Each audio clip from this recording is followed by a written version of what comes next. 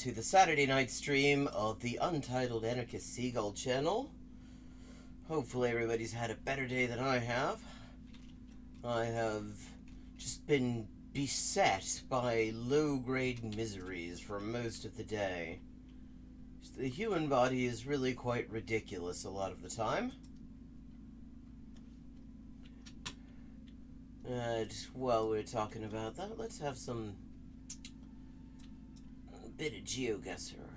Okay, this is definitely English-speaking place.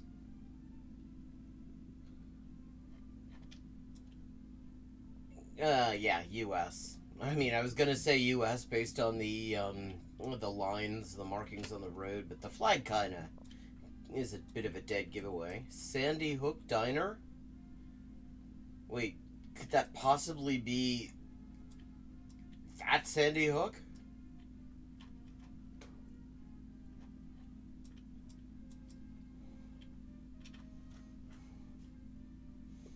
.203 area code. See, what happened was I managed to run out of antacid and lip balm at the same fucking time. So I ended up waking up with really bad heartburn and my lips really chapped and nothing to do about it. And the rest of my body decided, well, you know, lips and stomach are kind of acting up, so we should all just walk out in solidarity. And in the end, I spent the entire afternoon like shawarma'd up in a duvet watching Jenny Nicholson videos until I felt halfway decent. And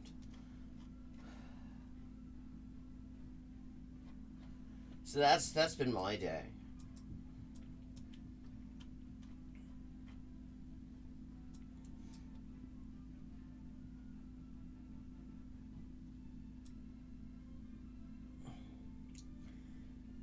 Connecticut, okay.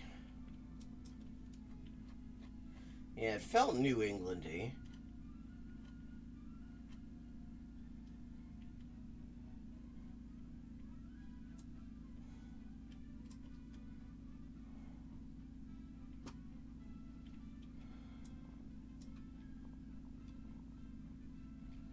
Yeah, so that's kind of part of why I'm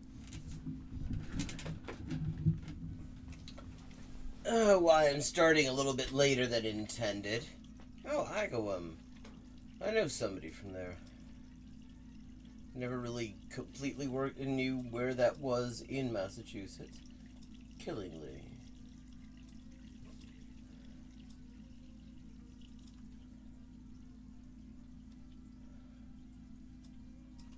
Oxford, Connecticut. Where the hell is Oxford, Connecticut?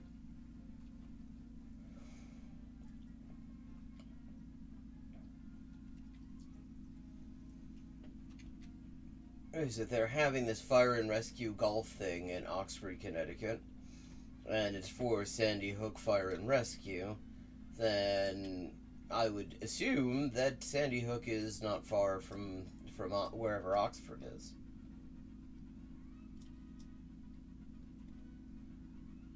Oh, well, there's Sandy Hook. There we go.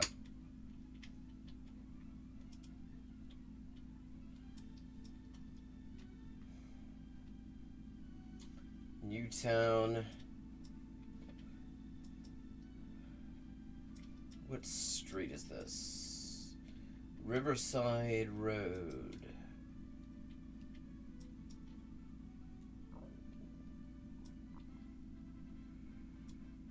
Walnut Tree Hill Road. Old Green Yankee Expressway. Jelly bean quilter. I didn't know you could do that to jelly beans.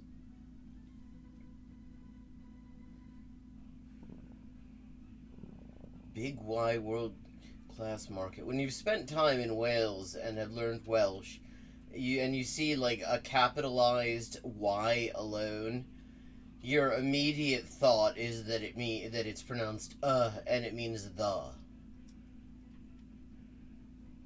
Riverside Road. Okay, there we go.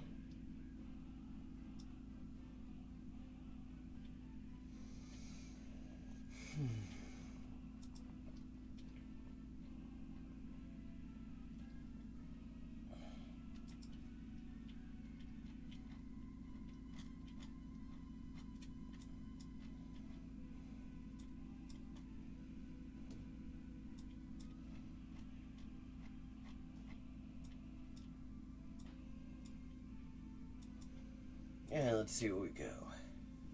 720 meters. 49.98. Not too bad. Okay, we've got an industrial estate and a narrow tarmac track. Looks like chemical industry, maybe.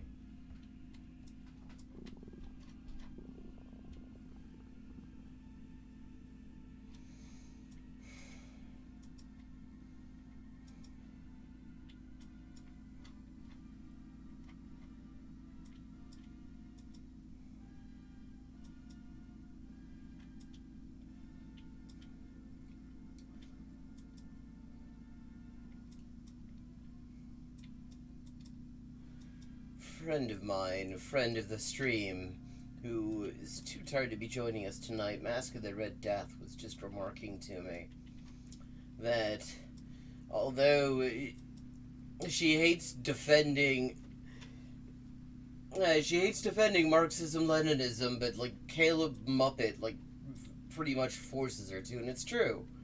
It's true because I mean he represents his bullshit as just standard ML thought.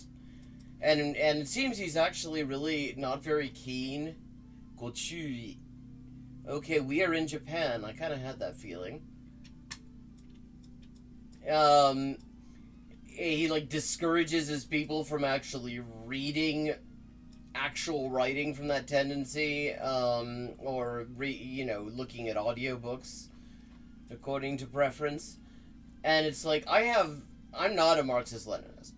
I'm not particularly keen on Marxism-Leninism, but I have a shitload more respect for Marxism-Leninism than for whatever this like Jamie Oliver ideology bullshit that Caleb Muppet's putting out there, where the idea, it's like he kind of phrases it as if he's just kind of biting the bullet and working together with reactionaries, but very clearly he just prefers to work with reactionaries. It's not that he's like refusing to exclude them. It's that is who he prefers to work with.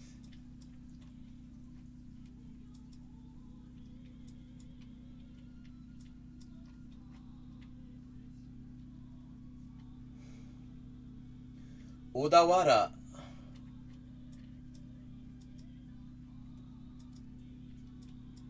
Now, is that Odawara as in a person's surname, or Odawara as in a place name? So that's the trouble. A lot of place names and surnames in Japan coincide pretty heavily.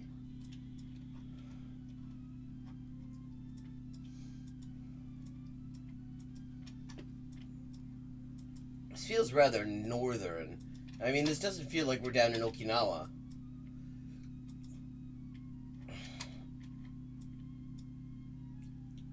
Hell.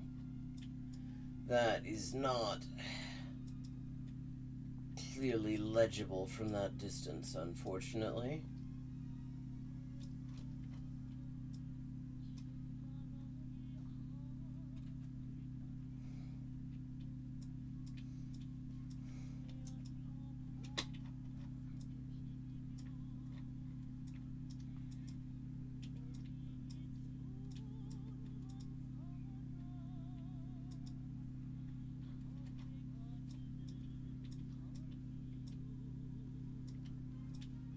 Okay. Yeah.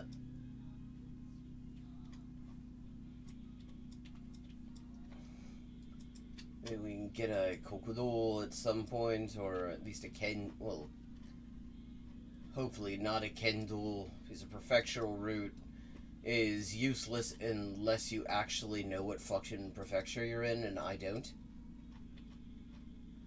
関係者以外立ち入り禁止入ってはいけません Interesting. It says 立ち入り禁止, which means like no entry. But then in hiragana exclusively, it then says 入ってはいけません, which means the same thing, but it's more informal. Higashi Nihon Kosoku Douro. Okay, we are in eastern Japan. And we are near one of the major motorways. And that's not the only place. I just saw the same thing on that, what looks like a bike trail, under a picture of a car. It says Chui, which normally would be written in kanji. It means like attention or like take care. But it was all in hiragana.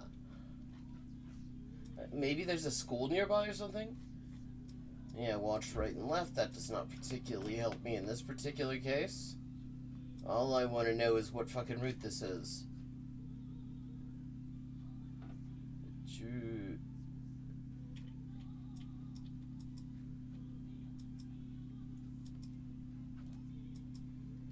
Shibukawa?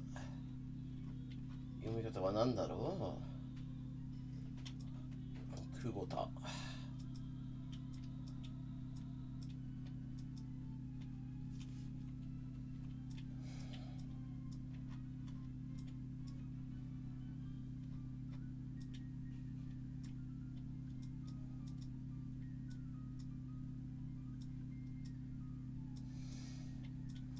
How do we get up there? Or, I mean, I didn't even need to get up there.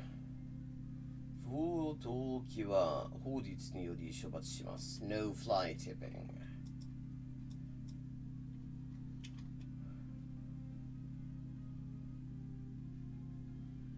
Field life.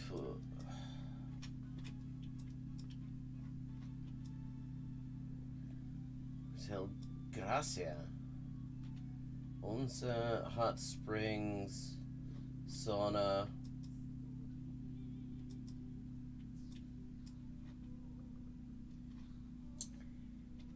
Asian resort, like by definition, it is in Japan. You would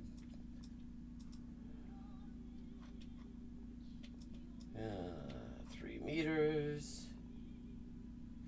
Kokudo 17? Is that what that refers to?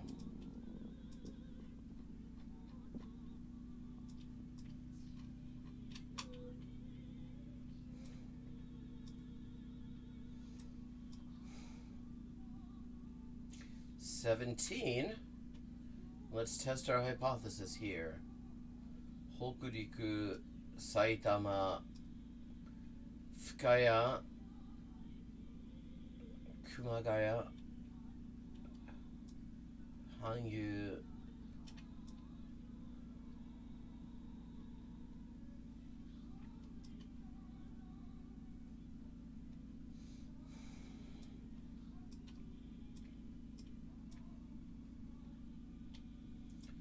Kawagoe, Fujimino, Kawaguchi, Adachi, Yoshikawa. Trouble with Japanese place names, and this is something this is a problem if native speakers have all the time too, is there are a million different ways to read kanji as names. Hello, Hail Satine, good to see you. Haven't seen you here in a bit. How you doing? We are trying Shibukawa. Okay, I read it correctly. I'm impressed because it is not easy. There are a million different ways to do it. And so even like native speakers are always having trouble with them. But here we go. So we're near Route 17, and we've learned a valuable thing about this sign. That sign means National Route 17.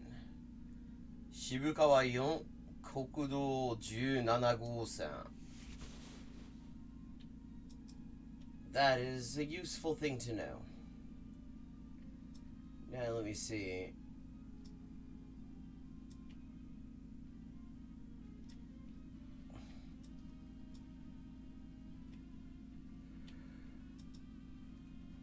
Okay, Yakiniku Kaneda.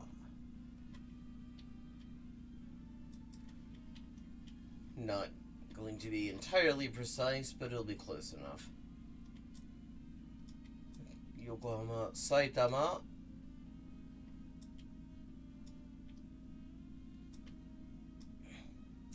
Oh, I don't know if you saw last night's stream at all, but we were looking at how Caleb Muppet thinks that communists should respond to the stripping of bodily autonomy rights from the population, and it turns out, shocker of shockers, he thinks that communists ought to just sort of sneer from the sidelines and pretend that it's just liberalism. Like, you know, caring about fucking bodily autonomy is just liberalism. And it really just, it's interesting on a certain level. Because I mean, for the most part, he tends to stan countries with Marxist-Leninist type governments. But there are exceptions, and abortion rights are clearly one of the exceptions. It's like, well, not to mention like LGBT rights, stuff like that, that actually some ML states have actually been better than their successors on. Like, East Germany actually was better on abortion rights and on trans healthcare, if I recall correctly. I know for a fact that on the abortion rights thing, but then West Germany was. But he's not really interested in that. And this idea that all of... Okay, well, shit, where is this? Okay, I had Shibukawa on here. Okay, it's just of Yoshioka.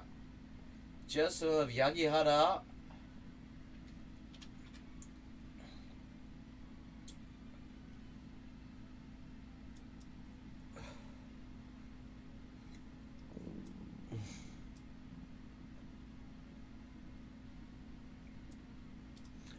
But, you know, where he essentially equates all art in the Soviet Union, for example, to just, you know, socialist realism, you know, stuff from, like, the most stereotypical Soviet and North Korean propaganda posters and things like that, and sort of contrast that with modern art, which he's declared, like, somehow anti-communist and CIA funded, when actually the Soviet Union, particularly in the 20s, but also later on, post-Stalin, came back to a whole lot of really weird, very interesting abstract art. Yeah, I mean, well, no, he has a very clear aesthetic set. He has a very clear aesthetic. It is just, what he likes is the art of Marxist-Leninist states when it is closest to also the art of fascism. Like, he likes the one area of, like, Marxist-Leninist art that actually could easily be confused with fascist art if you took some of the symbolism out of it. And everything else, it's entartete Kunst. Takasaki Fujioka. Kamisato. Where that? Okay. This is annoying because I have found Shibusawa. Okay. It's north of Maebashi.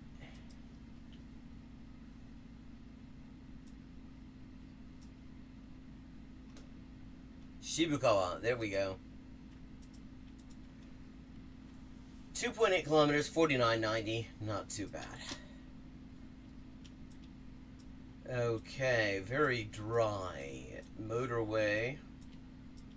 Have we got some signs?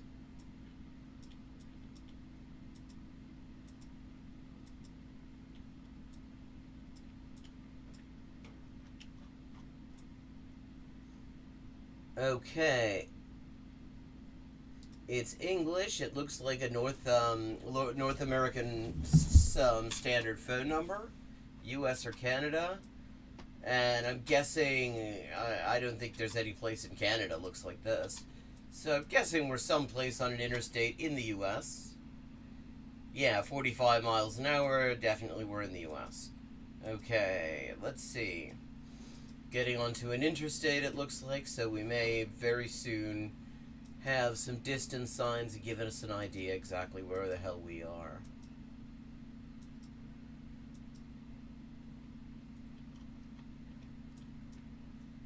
Oh, yes, here we go. Nice big green distance sign. What does it say?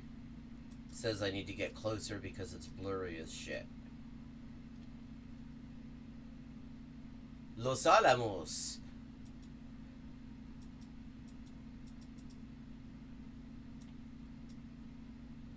Taos. Okay, we are in New Mexico. Don't think that Geoguessr's ever taken me there. 599 north. Not near Los Alamos and Taos and Española. Wait, okay.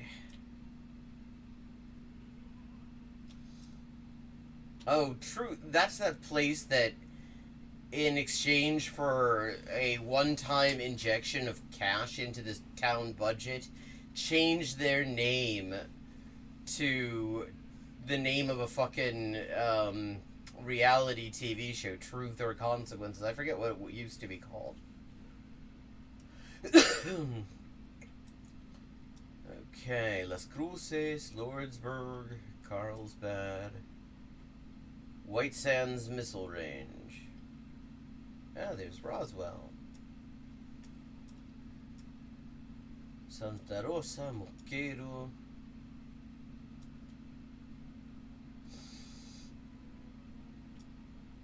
Okay, there's Taos.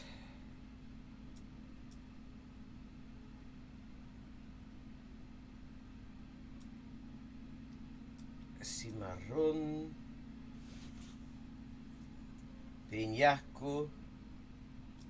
It's like the only state in the U.S. where Spanish place names still get the tildes. There's Española and Los Alamos. And what's the route? 599. I guess it's like the only state that is actually officially bilingual, at least with Spanish. I think there's like some sort of semi-official bilingualism in Maine with French. Now that I think of it. 599, there we go.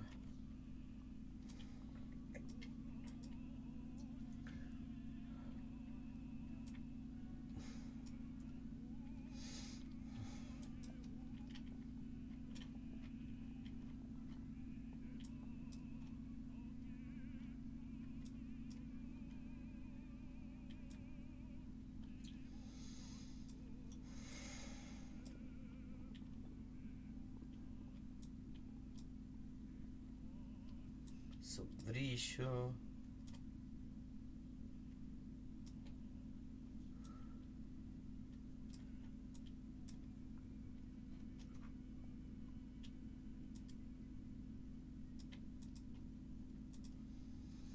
$38 kilometers. 48.74, not too bad. Okay, 4 of 5.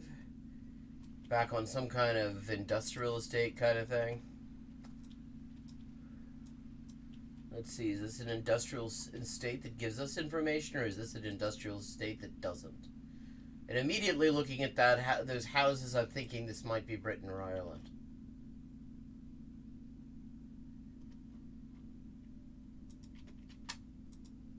Hello, Adam. Good to see you.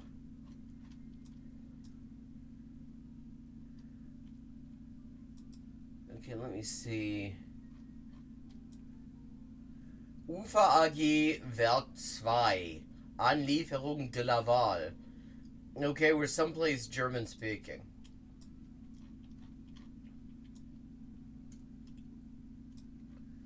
Ufa, I mean, I don't know if this is still the case, but it used to be. That was like the main film company in Germany like a century ago. I imagine not necessarily now. Okay. So we're Okay, this feels kind of like it could be Austria. The buildings feel kind of Bavarian. And you see that in both Germany and Austria. Schwimmfahrplatten AG. Okay, that if that's a postcode, which I think it is, then we're either in Switzerland or we are in Austria because it's 4 digits. But I don't know for sure that that is a postcode, so we'll continue on our little exploration. Plattenbelege in Keramik und Naturstein seit 1952. Switzerland, CH right there. Okay, Sursee in Switzerland. Never heard of it, but it's someplace in the German-speaking part of it.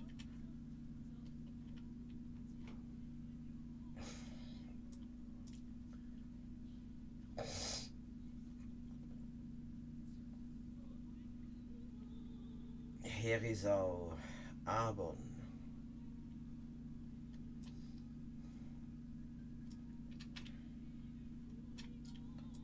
Bruchbaden zur Frick.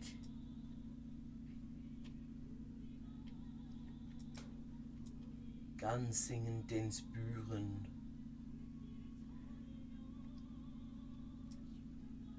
Mumpf. Great name. Mumpf. Thurgau.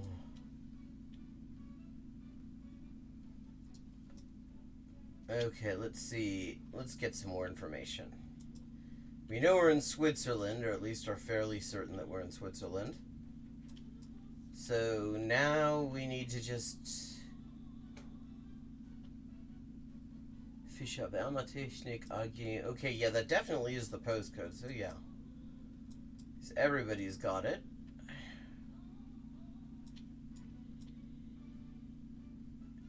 Frey-sur-Sea Sitnet. Versie auf Achse. Oh, that is in Schweizerdeutsch.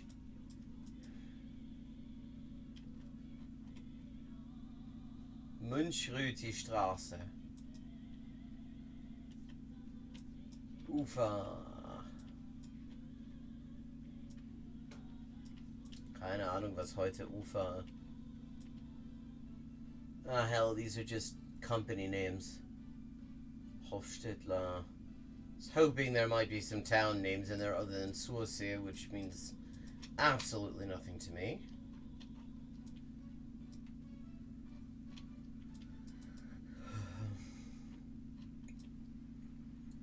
Münch-Rüti, Postauto.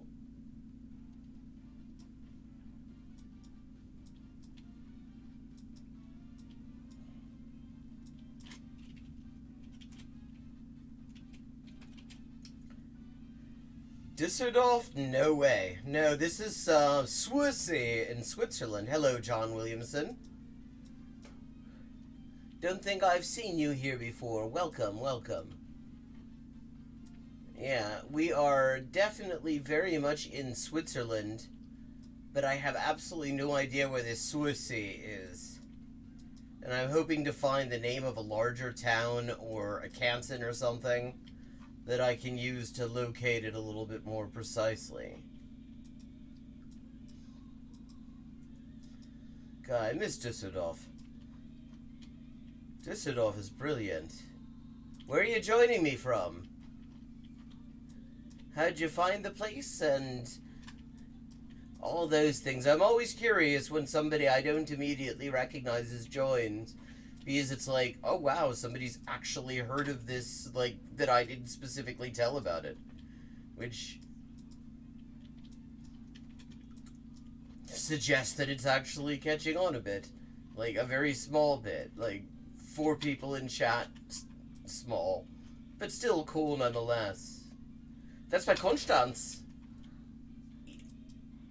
Oh, well, that's certainly... I was thinking maybe it was border town, because you had all this, like, freight and stuff, and... Okay, Kreuzlingen, Kurzrickenbach, Münsterlinge, Güttingen, Langrittenbach, Berg, Merstetten, Rapperswil, Weldi, Sadenstein. Okay, na komm, irgendwo Campingplatz Möwe.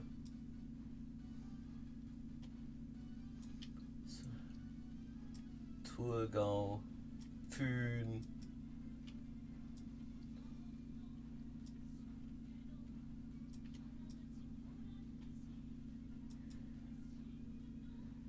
Oh, well, very cool. When you say Konstanz, do you mean the German Konstanz, or is there a Swiss Konstanz that I am unaware of?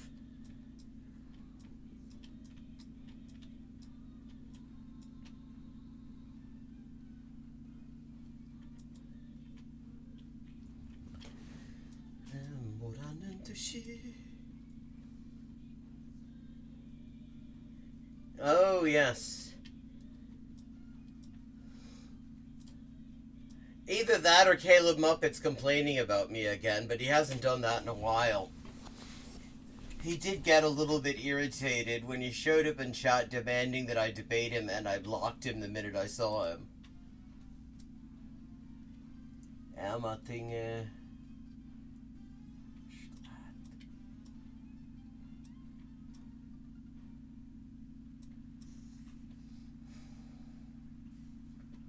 Gartnang, Günlikon, Elch, Wengi, Stettfurz, Bettwiesen.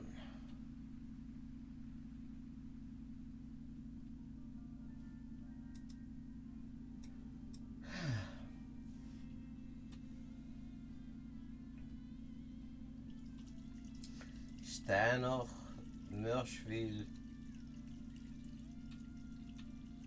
Lutzenberg.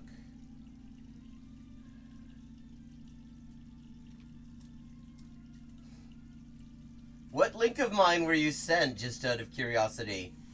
Oh, I don't know. Probably on how I'm clearly funded by the CIA, as you can tell from my amazing production values. He just said he'd seen that I had been doing videos about him, and he wanted me to debate him, like, on the fucking spot. In the middle of my stream, mind you. I was in the middle playing a chess game. And he just comes in there and is like, yeah, no, fuck you. I mean,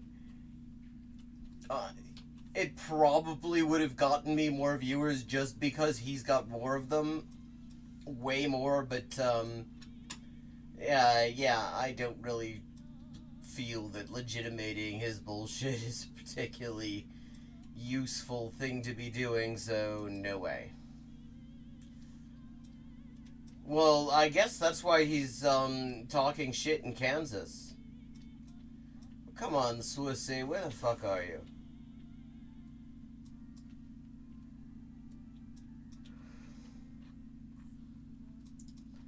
Bloody Switzerland.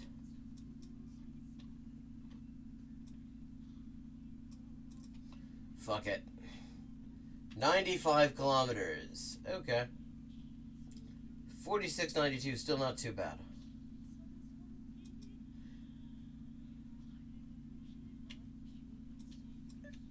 Okay, this looks like the US.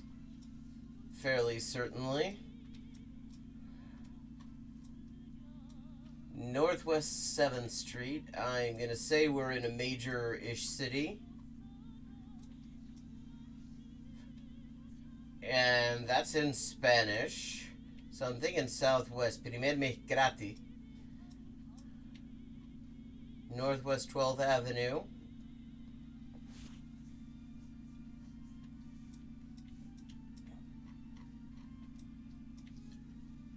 .305 area code.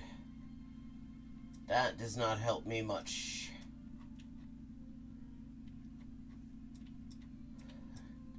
But this looks like we're...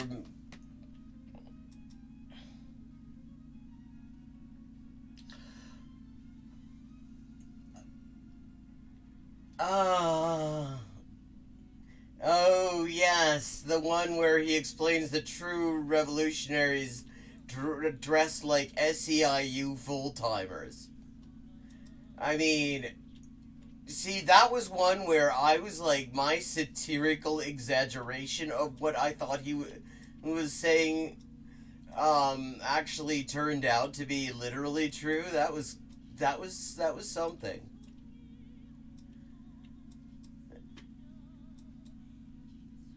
305. Okay, well, wherever it is, it's got a nice big river in the middle of it. And here's the skyline.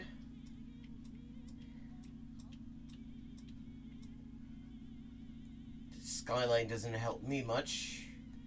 Doesn't look like a city I'm familiar with. Definitely. And these little bridge things, I guess, like watchtowers or whatever those are. And maybe this is a drawbridge? Yes, it is a drawbridge. That's what they are. Thought it looked familiar. So they have those in Chicago. Always freaks me out walking across the drawbridges with my fucking luggage. Because I'm always worried it's gonna go up when I'm still on it. I'm sure there are fail-safes in place to prevent that, although on the other hand, I would have thought there were fail-safes in place to do something about a pandemic when it happens, and it turns out those don't fucking exist. Yeah, I mean, this is definitely the U.S. This is definitely, like, I'm pretty sure Southwestern. What have we got here? Downtown Miami Beach. We're in Florida. Okay.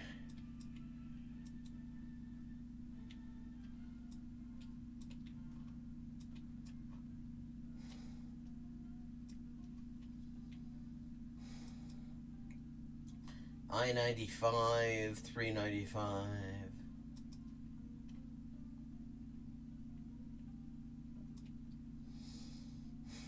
595.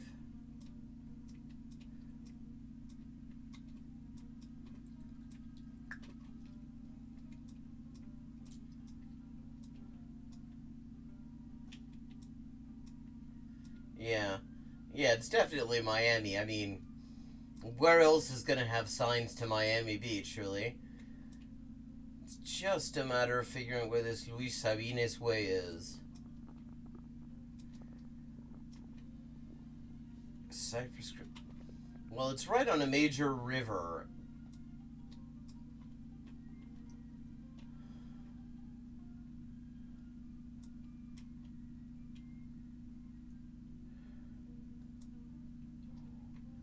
Northeast 19th.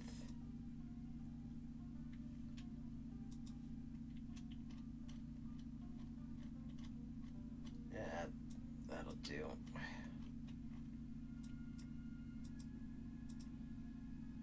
8.6 kilometers. 49.71. Not too bad.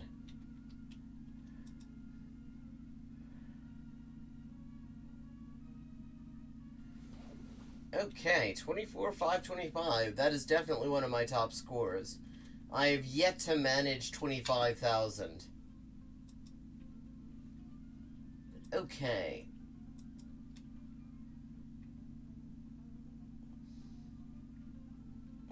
So I've got a collection of bullshit to look at. Let's see. We've got some Foch stuff. I'm totally there for his, I'm sure, extremely sensitive and not anti-Semitic take on Anne Frank. We've got Caleb Muppet in Lynn Valley, wherever exactly that is, talking about where their organization came from. We've got Jason Unruhe and Muppet squaring off against each other on degrowth. I'm sure that will be very edifying.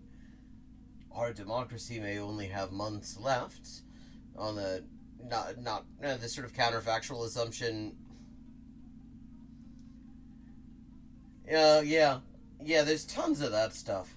On the counterfactual assumption that there is one to begin with, or there's Dracula, a Marxist understanding. I'm sure that is going to be very fucking insightful.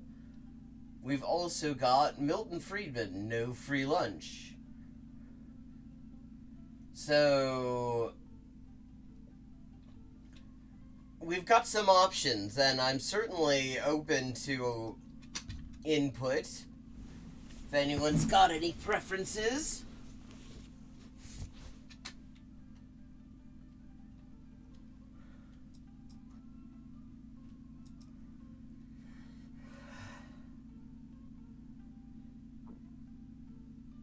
Haven't done Fosh in a while. Oh, there's also what you need to learn when debating conservatives and how we can resist fascism. Oh, wait. Is this the one where with that famous quote, "It's piss"? No. Given that Vosh doesn't know what fascism is, and thinks it just means when the state regulates capitalism. Oh, Jesus. That sounds fun. Okay, the time has come to make decisions, and yes, the "it's piss," which immediately makes me think of that scene from Sweeney Todd with the hair tonic that turns out to be piss, and suddenly everyone's going, "It's piss, it's piss, it's piss." Okay, so Jason Unruh doesn't understand degrowth but supports it. What you need to learn when debating conservatives and how we can resist fascism. Out of the movement to the masses, where did our organization come from and why won't it go back there, please? Milton Friedman, no free lunch, that's from PragerU. When Dracula, a Marxist understanding. God, there's so much bullshit that might be worth... let me see.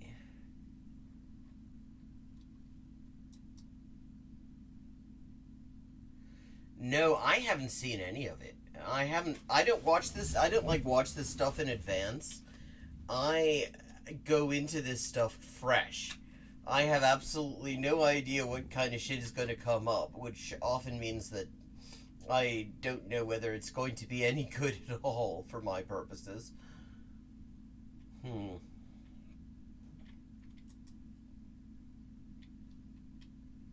Let's see. Kind of curious about this Anne Frank white privilege thing, just considering that it comes from Foch, who thinks the Nazis were right about Jews and banking. Like, you'd think that he and Caleb Muppet would get on way better than they do.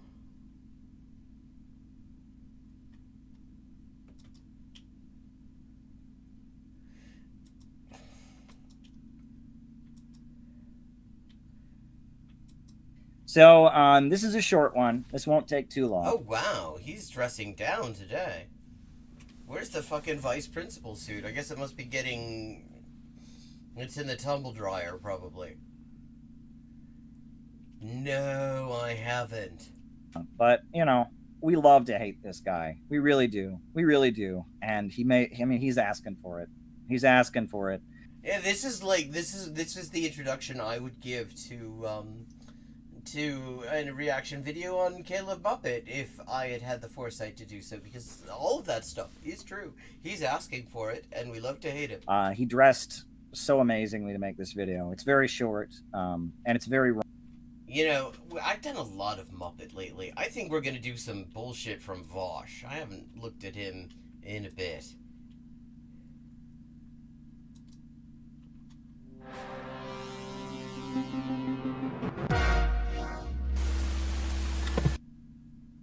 Hey, still sick, unfortunately. Not recording this from a live stream, not wearing pants, etc. There were a few things... I did not need to know that. I really did not need to know that. That I wanted to talk about, though, and it will just be me. No accompanying video or article. I wanted to talk about the threats that we face and what we can do about them. When I say we, I mean Americans. When I say the threats we face, I mean the ongoing and rapidly escalating attempt by the Republican Party to subvert our democracy. And God, okay, first of all, anyone who claims to be any kind of leftist and could just say our democracy in the context of the U.S. without about an entire ream of footnotes on just how not ours and just how not democratic it is, already is deeply unimpressive. I mean, this is just some straight up liberal bullshit, but it is Vosh, so, I mean, that's kind of what he does. Kaczynski's another person who can string together a better argument than Vosh. And regress us into a fascist dictatorship. Which, it's worth remembering, Vosh thinks that fascism is when the government regulates capitalism. I have received some criticism over the past few weeks for what is, in my opinion, a fair assessment of the severity of this threat. The upcoming, I've talked about this, the Supreme Court case that would allow state legislators ultimate authority over deciding the nature of elections conducted within the state's borders. It's worth noting that case, that entire issue, the argument that's being raised is literally the argument that the Bush side raised in Bush versus Gore. This idea that there's no, state courts don't have appellate jurisdiction over cases involving, state court cases involving elections, and that state constitutions have nothing to say about them. That was literally the argument Bush made in Bush versus Gore.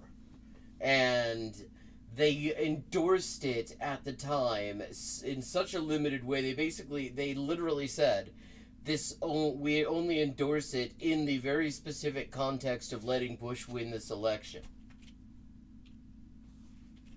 Could mean the end of democratic federal and state government, at least within red states, if passed, and Republicans are willing to act on it, which they will, because the Republican Party basically fully supported Donald Trump, even up to and through January 6th, and continues to this day to either deny that it was a bad thing, or to promote the conspiracy theory that Joe Biden actually lost the election, and January 6th was an attempt to right that wrong. I think the threats are valid.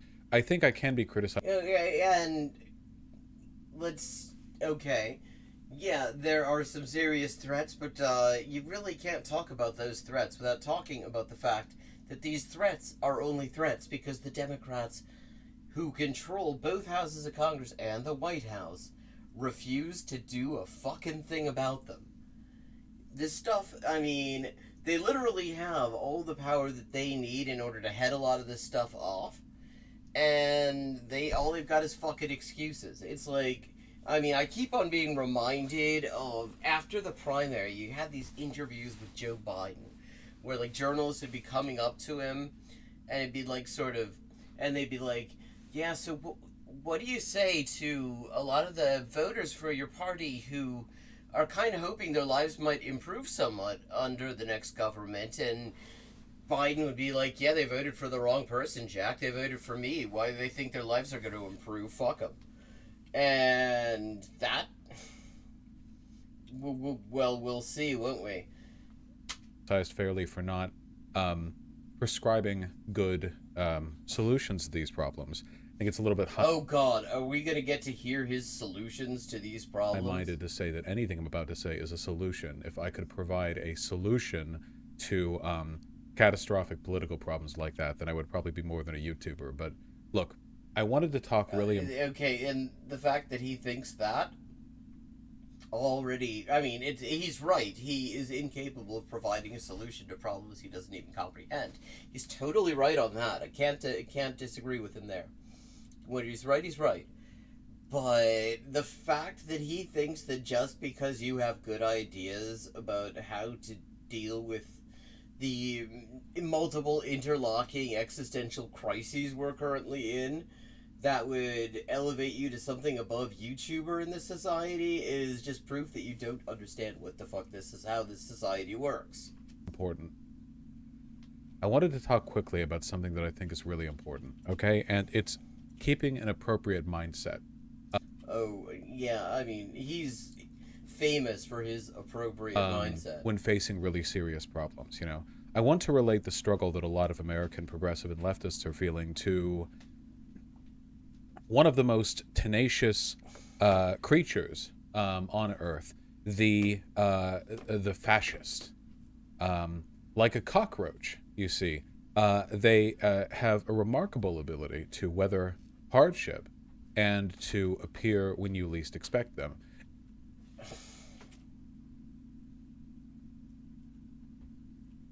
Imagine the history of America over the past century. I think what he's saying is that he actually, well, implying would be more accurate, that he thinks that there's some kind of meritocracy in the society, and that if you have good ideas, that immediately means you will be elevated into a position to do something about with those ideas. Oh, I'm happy to. I'm happy to speed him up. 1.5. As a history from the eye of a fascist. This would be a very, very negative history from their perspective. Jim Crow being repealed, the Civil Rights Amendment, gay marriage being passed, trans people being more accepted. By a bunch of metrics that fascists really care about, things have gotten better for, well, the world, and therefore worse ideologically for them. Now, in spite of all this, they have been persistent in infiltrating, police organizations, political organizations, biding their time, waiting. They have been politically active and insistent the entire way through. That's because, while there is a doomer streak that runs through fascism, it's... See, that... Already, I don't think you could really call it a doomer streak. I would say it's more millennialism. They do think that there's like some sort of an apocalyptic moment, some big, cataclysmic episode, but they actually look forward to that. That is literally what they're working towards. They call it, depending on which faction you're looking at, they'll call it like Day of the Rope or a Day X or all sorts of other things. That isn't to them really doomerism. That is them actually, that is what they're hoping for. It's a doomer streak that is designed to promote radical action. The messaging from fascist media personalities, anything from Tucker Carlson all the way down to like the Stormfront boards, is always we're on the precipice of losing everything. What will you do, white man? And of course, this language routinely inspires people to commit acts of mass murder or get into politics and thus indirectly commit acts of mass murder, which is, again, by their standard, a kind of productivity. I guess what I'm saying is that in spite of hardship, there is a tendency on the part of fascists to remain persistently awful. And I feel like a lot of leftists okay. Of course they're going to be persistently awful. Being awful is just what they are. If you get done being awful, you're just done being a fascist. See, and it's like, what he's saying isn't wrong in the sense that, fascists are assholes. And there is this whole thing where the way they, sort of rally the troops is to be like, we're going to lose everything. They're taking over. We got to fight back and all that sort of shit. But the thing is, that doesn't really tell us the important thing, which is why it is, that in certain times, certain sort of moments in history, because you have these fascist groups all the time. But a lot of the time, they're very quiet. You'd have to actually know where to look to find them. They aren't really doing a whole lot. It's only certain times when suddenly they've got the influx of funding and encouragement that they start getting really active. Like 2016 was an example of that, where there was just a sudden uptick in activity for obvious reasons. Because you had a presidential candidate and later a president who was just openly shouting out to them. But that's the thing. What fascism is, fundamentally, it's a functional ideology. It's totally opportunistic. And they basically exist to be the ruling class's irregular parastate forces and do the violence that the state has to be a little bit coy about. Against the people the state also wants to target whenever the ruling class starts to feel a little bit nervous, whether that's rational, whether it's irrational, from a materialist perspective, for them to feel that they're under threat. If they are subjectively under threat, certain segments of the ruling class will start sending money in the direction of the far right. Some of them are always doing it. I'm reading the book about billionaires, Nazi billionaires, and how they're still the leading economic powerhouses in the Federal Republic of Germany today. And one of them is talking about this private banker by the name of Fink, who has been bankrolling Nazis like ever since 1940. Well, even before that, he was bankrolling Hitler, and then Hitler loses the war and he starts bankrolling neo-Nazis. But a lot of them are a little bit more selective about it, and they only start throwing money at these motherfuckers when they start to feel a little bit nervous, when they start to feel under threat. And that's the thing you gotta understand. It's not just, they're not just random assholes. I mean, the reason that there is any threat emanating from them, apart from just sort of the immediate physical threat of just these, fucking goons, beating fuckers up, is that they can get the funding that their propaganda can be put, so that their propaganda can be platformed and normalized, and they have state support for their actions, which they do. They get away with all sorts of shit. I mean, an example of that, is January 6th, for example. The white nationalist pricks wouldn't have gotten anywhere near the Capitol if DC Metro PD had done what they do with every other group of protesters and mass arrested them before they got anywhere near the Capitol. The cops made that shit possible because because there are elements of the ruling class, and they are very strongly represented in the police force in this country. That is the most stable base the far right has, who think that people like this are probably important to have around in their back pocket in order to shut down people like us. Are really tempted to throw in the towel? I don't know what it is about the difference in messaging, but it's... Please do throw in the towel. We would not think less of you. In fact, I would think so much more of you, Vosh, if you threw in the towel. That's like all I ever wanted from you, really. Seems like you can have a continuous increase in progressive values, like just nonstop, just in every way: acceptance of interracial marriage, acceptance of immigrants, acceptance of interracial neighborhoods, acceptance of queer people of all kinds, up for decades and decades. Progressives have overcome so many bad hills before. The whole AIDS crisis, the Ronald Reagan administration refusing to comment on the AIDS crisis, telling the CDC not to study it, all that, and then we see a bunch of hardship on the road, and people are like, "That's it, I guess," And not to say that response. What does he mean? People say that's it, I guess. Can't be a valid one. It's an understandable reaction. It's important to understand what can be done, because I feel like a lot of people, especially on the left. And also, what is a bit of hardship? Because he's talking about this like we've had this unbroken streak in this country of progressive values winning. And on some aspects of things, there's certainly some truth to that.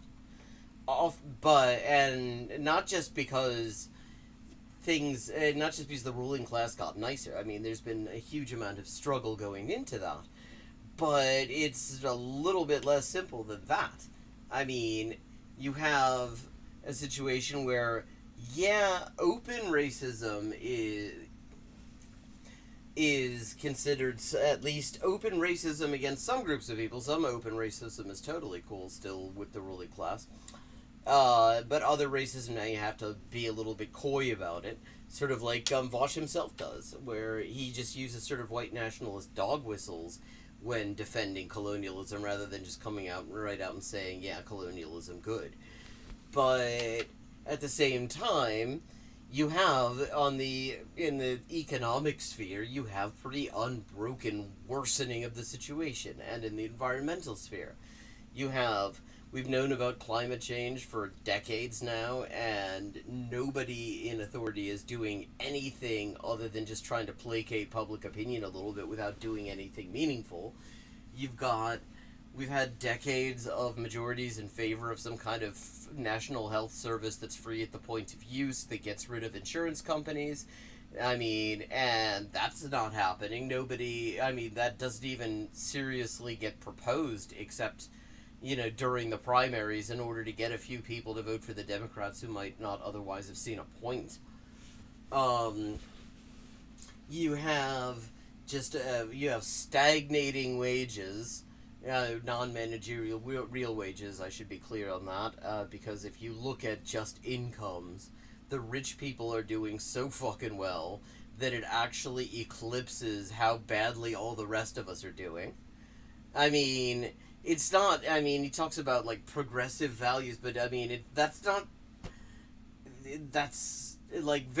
is basically, there's been a victory of whatever progressive values don't cost the ruling class money.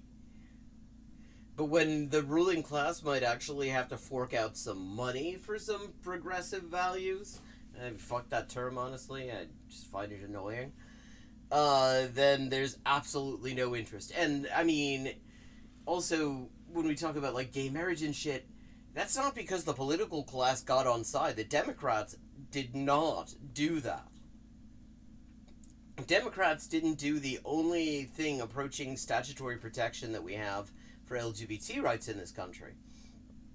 That was the Supreme Court. That was all the fucking Supreme Court. The Democrats, the supposed standard bearers of progressive values in Washington, don't do a damn thing about it. They refuse. Oh, sorry. Still feeling a bit crap. So, I mean, this picture of, like, unbroken progressive string of victories is just, it's just nonsense. Where attitudes towards electoralism are mixed, you tend to get a lot of unproductive negativity, what I call doomerism, you know. I think that negativity is actually a perfectly rational way of thinking right now. I don't think doomerism is. So I wanted to talk about what we can do. Wait, he's saying that when doomerism to him is negativity towards the electoral system? Is that what he just said? And I'll stammer on about it no longer. It's all well and good to say, you know, la revolution, and fire your cowboy six-shooters into the sky to sort of ethnically confuse things, the people around you, you know, while you're doing the cowboy bit with the French. You can do that if you want. Sorry, can you tell that I'm sick? Look. Well, actually, no, I couldn't, because you're no less or more coherent than you are most of the time, dude. Learn the arguments, learn to protect yourself, and organize. I'm a rhetorician. It's my job to talk and make arguments. So for that reason, I prioritize this section. He's a rhetorician. Fuck off. Highest of all. We need to understand, and by we here I mean leftists and progressives, that the big threats, the revocation of our democracy, the tyranny, the massive attack on trans rights and what have you, these things are supported by Republicans broadly, but fully understood only by a minority of them. Most citizens just don't know that much about political causes, even the ones they directly support. And I really do think that a lot of Republicans... See, I don't know about that. I mean, for one thing that's true, the amount of negative attention trans rights get in the media, both here and in Britain, is totally out of proportion to public sentiment on the subject. Like, you could get the idea from the media, especially in Britain, but to a lesser extent here, that cis women are freaking out about trans women existing.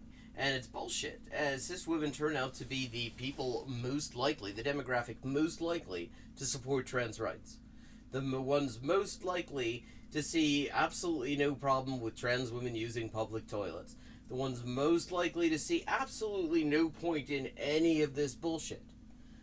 So, I mean, it is, like, a lot of these things are issues that are extremely niche, that are directed at very specific, like, astroturf groups of far-right assholes.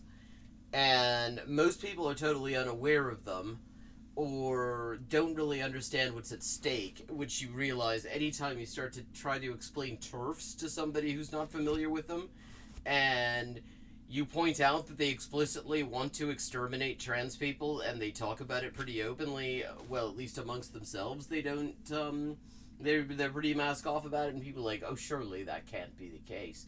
Surely they're not like that. And it's like, well, here's them saying, yes, we'd like to exterminate all the trans people. And it's like, and people are like, no, that's got to be hyperbole. And it's like, no, it fucking isn't. Yeah, exactly. Obergefell was decided by a conservative court, and Bostock was decided by the most right-wing court that we have had since World War II.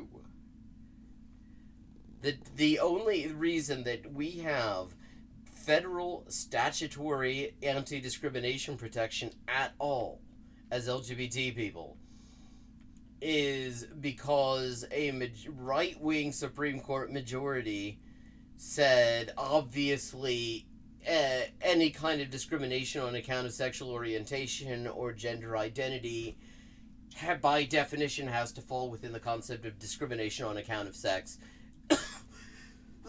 Sorry. And so obviously it has to be, so obviously those things have to be included. And I felt very vindicated by that, incidentally, just on a personal note, because in my constitutional law course, we were required to draft arguments on this issue. This is back, like, 20-odd years ago, probably. No, a little bit more recent than that, but not by much. And I had considered all of the arguments. I was like on the position of, pro gay marriage, I think it was at the time, specifically. And the argument I made, just looking at the precedent, looking at the way, the fact that there was very sketchy, case law on the subject of sexual orientation, but that by definition, you can't, like, ban same-sex marriage without, or was it, no, or it might have been, no, it was sodomy laws. It was Lawrence in Texas. That's what it was. Sodomy laws. You can't ban gay sex without discriminating on account of sex. And so I made the entire argument on the strength of it being sex discrimination. And my professor very condescendingly writes in the margins, "Don't you mean sexual orientation?" It's like, no, if I fucking meant sexual orientation, I would have said sexual orientation. I didn't say sexual orientation because I was trying to make the argument that I thought had a chance of winning. And nearly 20 years later, Supreme Court basically adopts my argument. So I felt kind of specially vindicated, but it's like the Democrats have been finding reasons not to provide LGBT protections in federal law for the entirety of this century. And the only reason we have it is because right-wingers on the Supreme Court took a look at a definition of word and said, yeah, even dishonest fuckers like us can't find a way to distinguish sex, to define sex in a way that it would not include gender identity and sexual orientation. Republicans right now, the voters, I mean, not the elected officials, have an attitude towards trans people which is less one of open repulsion, disgust, and hatred, which is basically what the mainstream Republican media attitude is, considering the fact that the past couple months have been, riddled with the messaging that trans people are all groomers, attacking your children, they're all pedophiles, what have you. But I really do think that a lot of Republicans have the kind of love the sinner, hate the sin attitude towards trans people, this kind of... No, fuck you. No, they don't. They have the exterminate the sinner and end the sin attitude. They're the ones bankrolling all these trans exterminationists. They're the ones who are putting all this money into these fake-ass feminists who then join them in litigation to try to get trans people kicked out of public toilets and things like that. Compassionate disapproval, that's not to say that's an acceptable reaction. Only that's not the same as open, genocidal hatred. And except that's just bullshit. I mean, I'm not really surprised to see him downplaying the open genocidal hatred that is being spewed at trans people at the moment. In the form as well of these horrible fucking laws in places like Texas and Alabama and Florida, amongst other places. Missouri, they keep threatening to ban HRT even for adults, and that's kind of fucking terrifying. And the Democrats are not doing shit about that either. But, I mean, given that he's often been quite transphobic himself, I'm not surprised to see him downplaying that. I obviously don't have any strict numbers on this, but if you go, for example, by general polling, the majority of Americans are in favor of trans acceptance, If you look within the Republican Party, oftentimes on single issues, when polled, people are more split than you might think, Republicans vote... Oh, well, yeah, and this is true. This is actually true. In fact, I mean, and I was talking about this a bit yesterday when we were discussing the issue of abortion rights. I mean, this is why it is actually highly recommendable to read polling reports. You can get them for free online. They're all published. You skip over the executive summary, you skip over the media coverage, and you just go to the Q&A and the demographic breakdown. That is all you really need to see. And what you often will see is that there are a lot of questions in there with very interesting answers, and those answers are totally suppressed by the media. Because it just kind of does not play into this narrative where, for example, we have there's this idea that supposedly it just wouldn't, universal health care just wouldn't be consistent with the American mind or something like that. And you look at the polls and it's like, yeah, it looks like American minds are kind of made up on that one, and they kind of like the idea of never having to deal with fucking insurance companies. I mean, like to the and all sorts of other things like that. I mean, one of the most shocking results, even to me, I mean, I follow this stuff more than most. Was okay. You'll remember during the George Floyd uprising, there was, one of the attempts to try to just shit all over it, sort of the media counterinsurgency campaign, was they were like saying support for Black Lives Matter drops some significant amount. And what they did not say, and here's the bit that actually really kind of shocked me, was if you looked at the poll they were talking about, the drop from 78 to like 52% or whatever it was something in that range, still a majority, was not the general public. That was support for BLM amongst people who identify as Republicans. And it's like, I wouldn't have expected that. There are lots of things I mean, but so much voters are amongst the least informed demographic when it comes to understanding what the candidates they vote for actually want. I mean, and it's not, and that's not shitting on voters. There is, there's a whole PR industry that's dedicated to avoiding ever talking about the issues in a way that you could associate a candidate with a position on the issues. It's all about personalities and bullshit. So, I mean, like, Reagan's voters, when you look at what, like, back in the 80s, they did a poll of Reagan voters. And it turned out the overwhelming majority of the people who voted for Reagan the first time strongly opposed every crucial aspect of his legislative agenda. His whole policy, his voters hated his policy agenda. They just didn't realize that it was his policy agenda because it was all this bullshit about mourning an America and whatever. And, okay, it is 3-1. It is time to start wrapping this up. Thank you so much to everybody for joining. Thank you, Adam. Thank you, Helsetine. Always a pleasure to see you in comments and in chat. And welcome, John Williamson. And I'm going to be wrapping this up since I try to end round 1.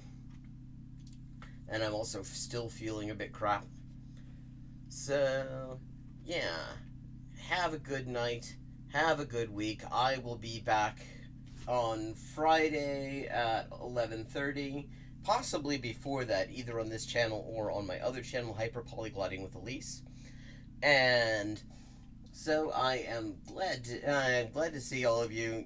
Thank you. I'm sure I'll feel better tomorrow. It's just a minor thing. Yes. And if you enjoy the stream, I always love to see like supporters on Patreon and things like that.